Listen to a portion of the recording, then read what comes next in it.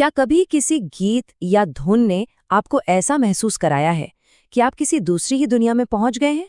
आज के इस विश्लेषण में हम बिल्कुल ऐसे ही एक अनुभव की गहराई में उतरने वाले हैं। हम बात करेंगे वृंदावन की रास के बारे में। ये सिर्फ एक गीत नहीं है, बल्कि आस्था, प्रेम और भक्ति से भरे एक ऐसे दिव्य वातावरण का अनुभव है जो सदियों से लोगों को मंत्रमुग्ध करता आ रहा है। तो चलिए, बिना किसी देरी के इस बेहद खूबसूरत और आध्यात्मिक यात्रा की शुरुआत करते हैं और समझते हैं कि इसके पीछे असल में क्या संदेश छिपा है। राधा संग नाचे कन्हैया, वृंदावन में धूम मचाए। मतलब शुरुआत से ही कैसी गजब की ऊर्जा है ना। ये कोई शांत या धीमा गीत नहीं है। ये हमें सीधे एक बहुत ही भव्य और आनंद से भरे उत्सव के बीचों बीच लाकर खड़ा कर देता है। धूम मचाने का मतलब ही है एक ऐसा उत्साह जो पूरे वृंदावन को जीवंत कर दे। ये पंक्तियां हमें तुरंत उस माहौल का हिस्सा बना लेती हैं जहां ये दिव्य युगल का नृत्य सिर्फ एक क्रिया नहीं रह जाता, बल्कि एक बहुत बड़ा ब्रह्मांडीय उत्सव बन जाता है। तो आइए सबसे पहले बात करते हैं वृंदावन में होने वाले इस दिव्य रास और भक्ति के जागरण की। जरा सोचिए, कहीं दूर से एक बांसुरी की बहुत ही मीठी सी धुन आ रही है। ये धुन सिर्फ कानों को अच्छी लगने वाली कोई आम आवाज नहीं है, बल्कि ये एक तरह की आध्यात्मिक पुकार है। ये सांसारिक शोर शराबे को एकदम शांत कर देती है और मन को शुद्ध भक्ति में डूबने के लिए आमंत्रित करती है। जो लोग सच्ची आंतरिक शांति की तलाश में हैं, उनके लिए बांसुरी की ये सम्मोहक आवाज एक मजबूत लंगर की तरह काम करती है, जो उन्हें सही दिशा दिखाती है। इस जादुई संगीत से आगे बढ़कर अब बात करते हैं यमुना के तट और वहां के अद्वितीय श्रृंगार की। ध्यान देने वाली बात यह है कि ये पूरी खगोलीय घटना एकदम हमारे बीच धरती पर हो रही है, रहस्यमयी यमुना नदी के तट पर। ये पृष्ठभूमि बहुत ही खास है क्योंकि ये इस भव्य आसमानी घटना को एक बहुत ही जाने पहचाने और सांसारिक परिदृश्य से जोड़ देती है। यमुना का तट सिर्फ एक जगह नहीं है, ये वो पवित्र रंगमंच है जो इस अलौकिक नृत्य को हम इंसानों के बहुत करीब और समझने योग्य बना देता है। और यहाँ जो दृश्य और आवाज का मेल है ना, वो सच में जादुई है। जरा कल्पना कीजिए, एक तरफ श्री कृष्ण हैं जिनके माथे पर मोर मुकुट सजा है और शरीर पर पीला पीतांबर है। यह एकदम स्थिर, रंग बिरंगी और राजसी छवि है। और दूसरी तरफ राधा जी दौड़ी चली आ रही हैं, उनके पैरों की पायल छनक रही हैं। एक तरफ स्थिर रंग है तो दूसरी तरफ पायल की मधुर और गतिशील आवाज। सच कहूं तो यह एक अद्भुत संवेदी संतुलन है जो मन मोह लेता है। कदम्ब के पेड़ तले बैठे राधा माधव प्रेम जगाए। यहाँ कदम्ब के पेड़ का जिक्र यूं ही नहीं किया गया है।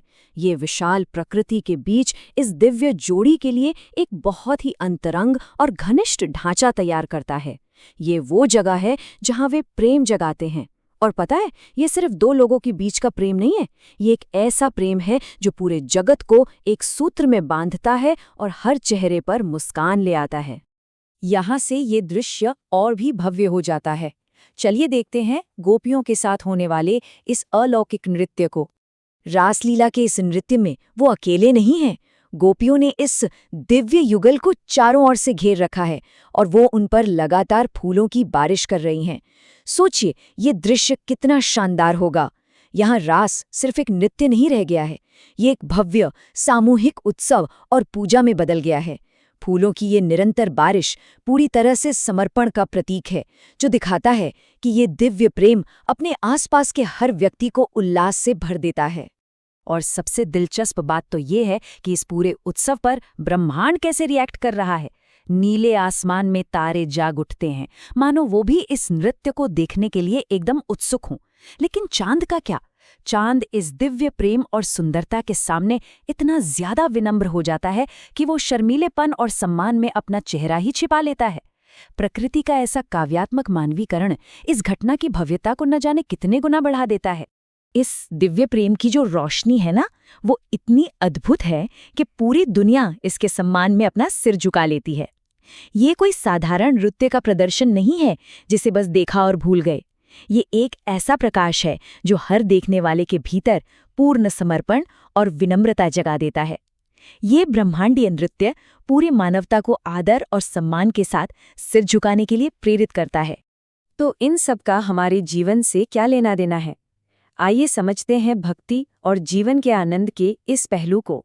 दरअसल ये गीत सिर्फ अतीत की किसी कहानी को नहीं दोहरा रहा है, ये स्पष्ट रूप से बताता है कि रास की इस खूबसूरत रात में कृष्ण के नाम का जाप करना असल में जीवन में पूर्ण शांति और आनंद लाने का एक जरिया है। यानी इस दिव्य नृत्य को समझने और इस स्मरण में डूबने का सीधा असर हमारे मन की शांति पर पड़ता है। यह आंतरिक शांति पाने का एक सीधा रास्ता है। और इसके लिए कुछ बहुत ही सीधे और सरल कदम सुझाए गए हैं। पहला, सुबह और शाम उस दिव्य नाम का जाप करें। दूसरा, अपने मन में भक्ति की गंगा बहने दे, मतलब उस भाव को पूरी तरह से महसूस करें। और तीसरा, राधा और कृष्ण की लीलाओं का गान करें। इसमें कोई बहुत भारी भरकम दर्शन नहीं है, बस रोजमर्रा के जीवन में शांति और आनंद महसूस करने के लिए ये कुछ बेहद ही आसान और व्यावहारिक कदम है। और इन सब बातों का अंतिम लक्ष्य क्या है? लक्ष्य है इस मानव जन्म को सफल बनाना। इन गीतों और इसकी कल्पनाओं को सुनना या समझना कोई किताबी ज्ञान नहीं है, बल्कि ये एक ऐसा अनुभव है जो इंसान को भीतर से बदल देता है। इस भक्ति के रास्ते पर चलने से मन हमेशा हमेशा के लिए एक ऐसी जगह बन जाता है जहां सिर्फ स्थायी शांति और आनंद का वास होता है। तो इस पूरी चर्चा के बाद एक बहुत ही गहरा सवाल हमारे सामने आता है, क्या वृंदावन का ये दिव्य दृश्य, जो ऊपरी तौर पर दुनिया का सबसे खूबसूरत प्रेम गीत लगता है, क्या वही असल में मन की पूर्ण शांति का सबसे अंतिम और सच्चा मार्ग है? ऐसा लगता है कि वृंदावन की ये मनमोहक कल्पना और इंसानों की आध्यात्मिक शांति की जो सार्वभौमिक खोज है, वो दोनों हमेशा के लिए आपस में जुड़े हुए हैं। ये जरूर सोचने वाली बात है। इसी विचार के साथ हम आज के इस विश्लेषण को यहीं समाप्त करते हैं। हमारे साथ इस खूबसूरत सफर पर चलने के लिए आपका बहुत बहुत धन्यवाद।